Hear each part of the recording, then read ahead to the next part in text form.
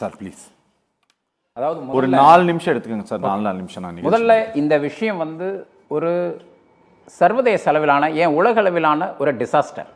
இதை எந்தெந்த நாடு எப்படி ஃபேஸ் பண்ண போகுதுங்கிற மாதிரி இந்தியாவுக்கும் அதற்குரிய ஸ்கோப் இருக்குது. அதை ஃபேஸ் பண்ண போகிறோம்.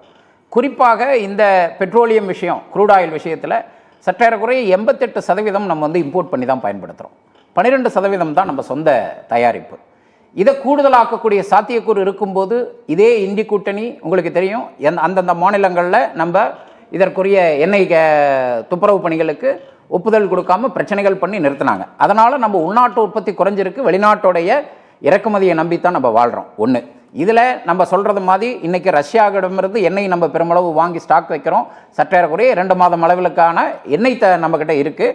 இந்த கேஸ் வந்து ஷார்ட்டேஜுங்கிறதுக்கு மிக முக்கிய காரணம் என்ன அப்படின்னா, நம்ம வந்து இப்போது CNG and LNG, commercial natural gas and liquid natural gas, இந்த 2 கேஸும் என்னென்னா இயல்பாகவே கேஸாகவே வரக்கூடியதை அதுக்குரிய கண்டெய்னரில் நேரடியாக பிடிச்சு கொண்டு வந்து இங்கே பயன்பாட்டுக்கு நம்ம பயன்படுத்திக்கிட்டு இருக்கோம். இதில் 47% நம்ம கத்தார் நாட்டில் இருந்து தான் வாங்குகிறோம். இன்றைக்கி இந்த ஹோர்மஸ் ஜலசந்தி அடைக்கப்பட்டதன் மூலமாக கத்தாரிலிருந்து வர வேண்டிய 47% கேஸ் வரவே இல்லை. இப்போ இதற்கு மாற்றாக நம்ம ஒரு மாற்று ஏற்பாடை செய்யணுங்கிற வேகத்தில் இன்னைக்கு செஞ்சுக்கிட்டு இருக்கோம். இதுதான் இந்த தட்டுப்பாட்டுக்கான காரணம். இந்த தட்டுப்பாட்டை எப்படி சரி பண்ணணும் அப்படிங்கிறதும், அதுவரை மக்களுக்கு இதை குறித்த விழிப்புணர்வு, நீங்கள் அவசரப்பட்டு தேவைக்கு அதிகமாக வாங்கி இந்த தட்டுப்பாட்டை உருவாக்க வேண்டாம் அப்படிங்கிறத தான் புரியுது. வீட்ல வைக்கணும்னு நினைக்காதீங்க, ஸ்டோர் பண்ணணும்னு நினைக்க வேண்டாம். ஏன்னா ஸ்டோர் பண்ண வேண்டிய அவசியம் இல்லை. காரணம் என்னன்னா, இது ஓரிரு நாள்ல வேறு விதமா நம்ம சமாளிக்க முடியும். அதுக்கான சாத்தியக்கூறு இருக்கு. மக்களுக்கு இதன் மூலம் சொல்ல விரும்புவது, இதை அரசியலாக்க தேவையில்லை.